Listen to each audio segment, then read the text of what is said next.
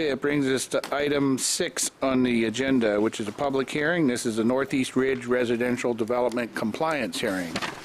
And that's to consider adoption of resolution number 2010-1 and 2010-2. Staff report, please.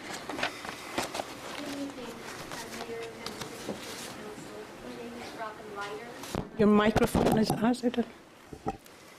I'll start again. Good evening, Mayor and members of the City Council. My name is Robin Leiter, and I'm special counsel on this project, working out of the City Manager's Office and with the City Attorney. This evening, you have before you a compliance hearing to review not only the actions taken by other agencies, but the action that you took at your last meeting, which was to give tentative and preliminary approval to the housing project, which is shown above. I thought it would be helpful to give a context of the history of development on the Northeast Ridge and on all of San Bruno Mountain. I will be followed by the City Attorney, and then this evening we have representatives from U.S. Fish and Wildlife, which will also be part of this presentation. The history of development of San Bruno Mountain began in the 1980s when the entire mountain was privately owned, and it was under the jurisdiction of the County of San Mateo. You know, many environmental groups, the City of Brisbane, the City Council, civic leaders went to the County of San Mateo to try to stop development of what had been proposed as 30,000 homes and to advocate the saddle alternative. And the saddle alternative allowed the county park to be established and allowed the cities of Daly City and South City to have development in their areas, and the Northeast Ridge also would be permitted for development. At that time, the Northeast Ridge was part of San Mateo County. Shortly, the Board of Supervisors adopted the saddle alternative, establishing the county park and these development areas in the 3 cities.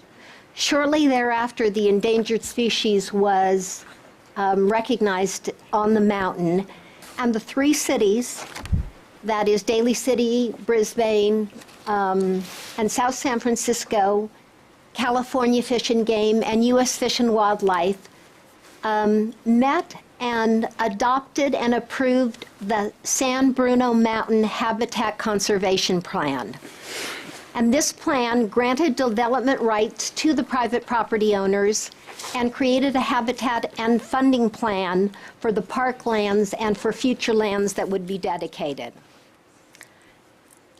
An environmental group filed a lawsuit contesting the plan. It went to the U.S. federal court, and they found that the Habitat Conservation Plan was not only legal, but that it furthered the Endangered Species Act and its protection mandates. And it is that plan that this development now falls under, and to which this compliant hearing is to ensure its conformance.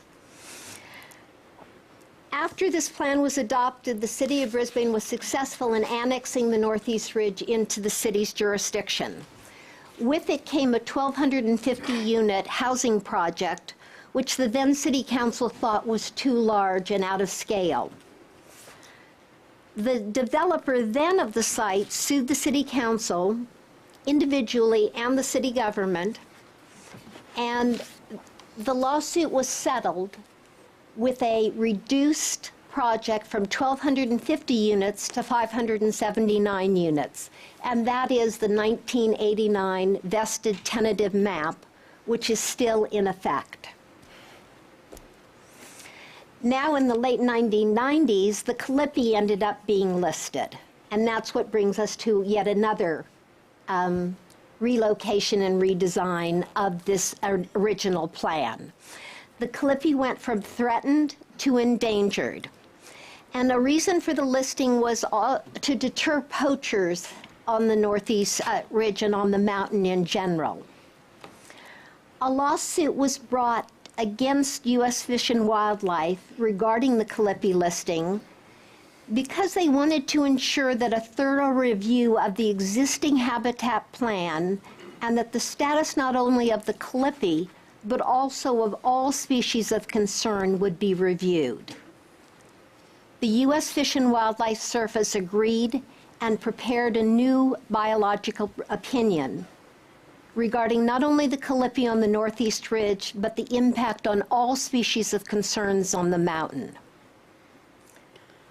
In the preparation process, the service, the County of San Mateo, and the City of Brisbane held numerous scoping sessions, workshops, and public meetings, with many concerned citizens and environmental groups participating. In May of 2004, the City Council had a public meeting, and they gave direction to the staff as to how to proceed. There were 4 things that the Council gave staff direction. One, if you look on the bottom, you will see that there was 2 development areas. The council asked that there be 1 development area and that there be 1 application for settling it in its entirety. And then you see on the top that that's the development that had come before you at your last meeting. That the design of any development should conserve the high-value quality habitat, and that is the area on the right that used to have the 108 homes and now would be dedicated. The City Council wanted a new management plan created that would secure increased funding and a plan to expand habitat management activities. And lastly, the Council took a firm position that preservation of high-value habitat was its primary goal, even if it meant a loss of units to the developer. The Council and public input at that time did not object to the units being relocated in a lower value area, and in fact, it's been relocated to where the eucalyptus groves used to be. Given this direction, the county, the city, U.S. Fish and Wildlife, Brookfield, the property owner, had ongoing and protracted discussions. The current proposal is the result of those discussions. In early 2008, the current project came before the City Council, and you preliminarily and tentatively approved both the environmental documents and the entitlements. The environmental work was done by LSA and Associates, and Judy Malamet is here this evening with a new 2007 EIR addendum. And your packet includes all those previous materials. In brief, I would like to describe the project that is before you and that you voted on at your last meeting. 1, the city required the developer Brookfield to reduce the housing units by 80. This reduces the overall project from 579 to 499.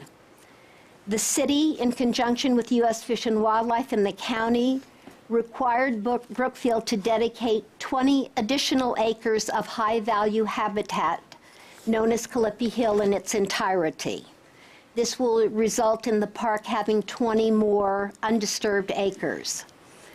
The city required Brookfield to fund the preparation of a new 2007 San Bruno Mountain Management Plan, which was reviewed by U.S. Fish and Wildlife and adopted by the County of San Mateo.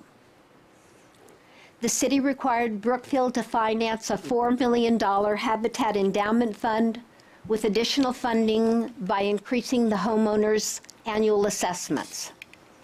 And lastly, the city required Brookfield to contribute $1.8 million to the City of Brisbane for public facilities.